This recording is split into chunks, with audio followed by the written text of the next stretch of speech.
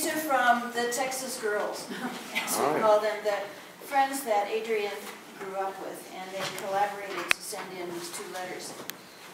Dear Marki, my difficulties with composing a proper statement have been unsettling. I've discussed my dilemma with many of our close friends, and I think a response from one of them will put all this into perspective. I'll share his thoughts with you, and hopefully it will help you have a better understanding of our struggles. It's likely best for all of us to leave AA's Colorado life to commemoration by her Colorado friends, family, and business associates. We know a bit of the AA who crossed their paths, but they have no point of reference to our recollections of Bluebirds, Bissonnettes, 3rd year Latin, Mrs. Hood, Camelot, and all of the many ties that bind us as a group. Trying to express our collective sense of loss outside our own circle could well prove problematic on foreign soil, and perhaps even a distraction from that standpoint. Please know that Adrienne was loved by the very many of us whose life she touched during our growing up years, and for some of us more fortunate friends, up until she left this world. Our kindred connections extend far beyond any words I could share, and will live on in the hearts and minds of those who were so very close to her in a different plane than her life in Denver. Diane made a trip into Dallas from East Texas for the weekend, and she, Pam, Jeanette, and I had a wonderful weekend of remembrances for our dear, dear friend. Sadly, Cindy was unable to join us, as she had an important obligation for her sweet father. After dinner last evening, we went in search of chocolate martinis. It was a bond shared and complete with hysterical stories that we shared from a girls' trip to Chicago last summer.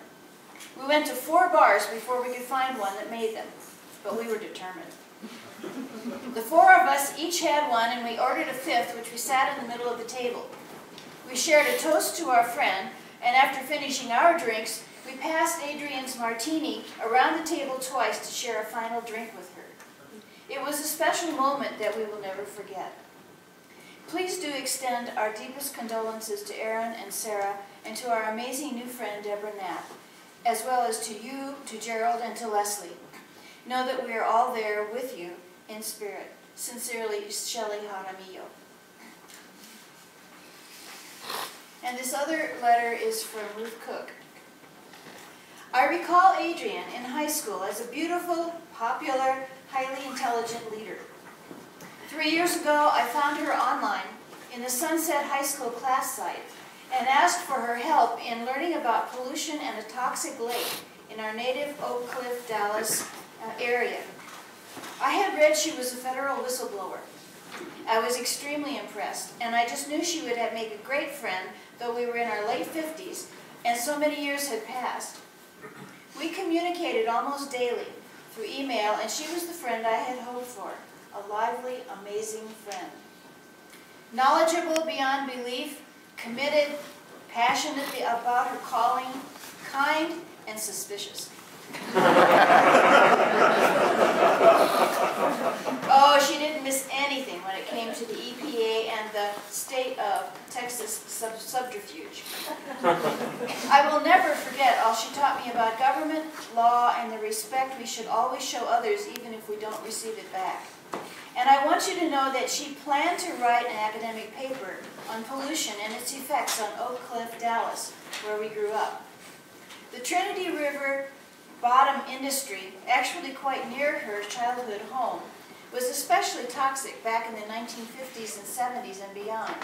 A lead smelter, an asbestos vermiculite roofing factory, a cement plant, printing companies, aerospace and drilling endeavors surrounded our community, and living on the edge of Kessler Park atop a hill, her home was affected by much of this, I believe. I had planned to spend my later years helping Adrienne discover these toxic processes that have taken the lives and health of many of our classmates. We were going to finish a database of cancer victims and walk an Oak Creek cliff with her radiation detector. Needless to say, to instead see her become ill was the ultimate heartbreak. Still unbelievable. Yet we somehow must encourage each other to press on, as she would want. Aaron and Sarah, you know how she loved you. You were sacred to her, above everything else. You two were the main calling of her life. Adrienne experienced life, though life's injustices may be beyond our understanding right now, and even in the face of difficulty, she made the world a better, more transparent, and more just reality. She has lit a path for us to follow and left much, much work for us to do. May God bless her, everyone she loved, and everything she did and wanted to do. She will always be my one-of-a-kind friend and teacher. With love, Ruth Ann King Cook, Sunset High School, class of '71, Dallas, Texas.